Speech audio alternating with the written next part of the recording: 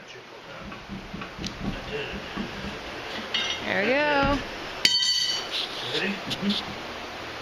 Oh. There it is. Look at it. It's been full of water. Oh, see the rust? Yeah, it's rusty. It's savable. Oh, yeah. It looks good to me. That's probably just rusted solid on the shaft. Yeah. Okay. This is the right angle drive. The shafts on the scouring train right behind us here run north and south, and the belts run east and west. In order to do that, because the belts in the rest of the mill, the shafts run east and west, and the belts run north and south. They had to turn the drive 90 degrees to get the scouring train in here where they wanted to put it. So it was necessary to drive it with a right angle drive. Now I assumed, looking at this lid, that I had 2 bevel gears in there and not this fancy mechanism. This is a total surprise to see this.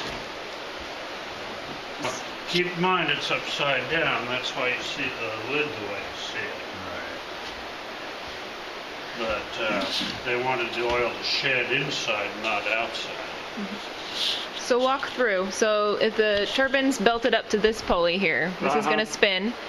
Right. And the mechanism inside then will turn the other one this direction at it. This one's complete with its original pulleys and couplings.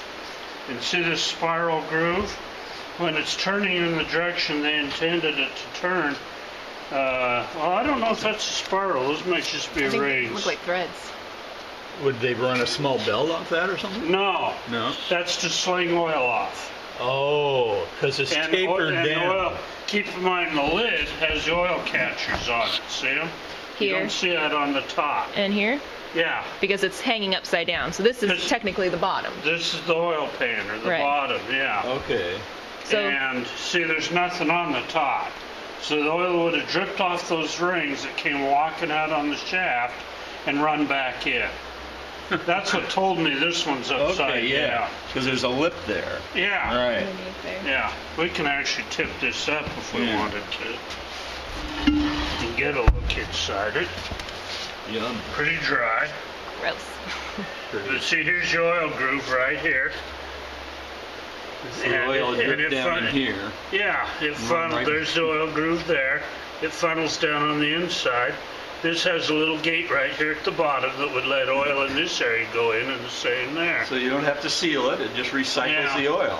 And apparently this plug I took out from the top is simply, I'm going to put it back in, is simply either the oil level or the oil drain.